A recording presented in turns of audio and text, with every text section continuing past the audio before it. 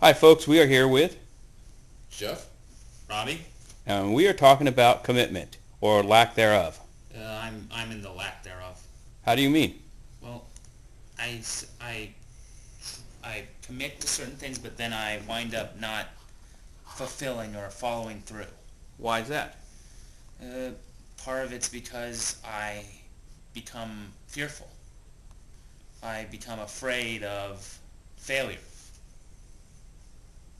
And why do you get up in the morning? Let's talk to Jeff He about it. becomes bored and distracted. It's like every time he hits the door, we have to kind of like drag him back in here, kicking and No, screaming. we don't care about that, Jeff. We talk about what do you think about his honest opinion about lack of commitment. His honest lack of commitment or indifference.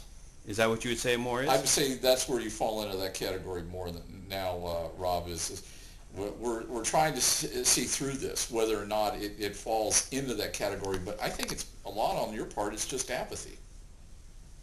You, Not so much that you're afraid of commitment. You're just indifferent to it. do you feel that you've been in that point in your life too, Jeff? And yes, much in many ways, Tell us all of about us it. do. Tell us when you felt that way. Well, I felt Because that it'd way be over no the wait. last. Let me because to enlighten Robbie about what you're talking about, you guys give him an example in your life of why you felt that way. Well, when you're looking at So commitment, is when you don't really care about the day-to-day ideas that are around you, because you're really just tied up in your own little affairs. Most things like Sounds this, we more like draw depression. this into us. Sounds more like depression. Yeah, it borderlines on depression. And I can tell you, in my past, I've had, even within the last year, a bout of dark depression because obviously losing my residence, it creates a stigma on you and your psyche. It really does. Have I done everything I could? And if not, then should I care anymore? That kind of thing. So in other words, you say, well, why should I even bother? Why should I even show up? Why should I even care anymore? Why should you get up in the morning? Yeah, why do I face the challenge? If I face the challenge, it still gives me something to do, and I get through it that way. The hardest part is you have to just simply just keep focusing on it.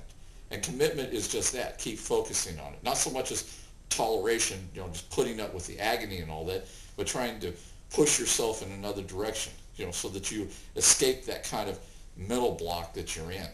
The kind of void that you get in.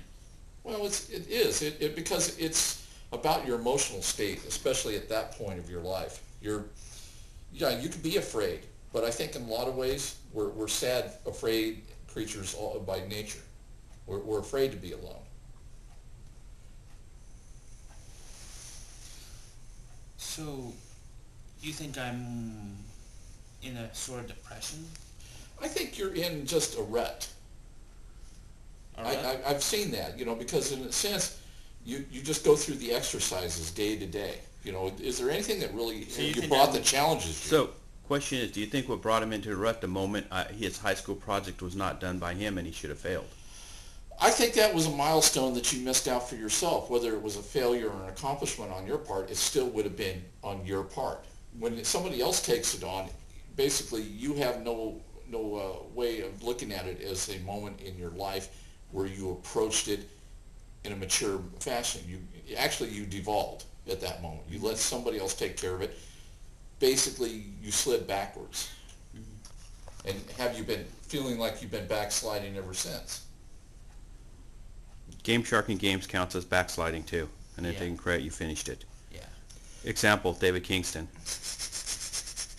Well, it's a laugh now, but Rob, Yeah. David, in many ways, is endemic of what's going on in this generation.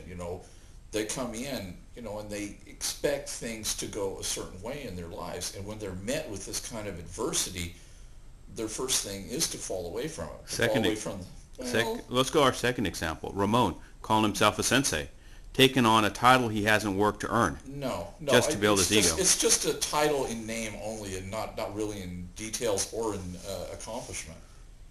Because in a lot of ways, it has to do with self-respect. In a lot of ways, David and Ramon do not respect themselves because they're trying to be more than what they are, and they know it's a sham at best. Okay, Mr. Shining Knight. Yeah. Well, do you feel that you fall into that category too? That you're putting on airs that you yourself have not accomplished. Yeah. I feel it feels like I'm just going through the motions. Well, okay. How do you feel that you should remedy that? Release the crap in. Release the crap. And we'll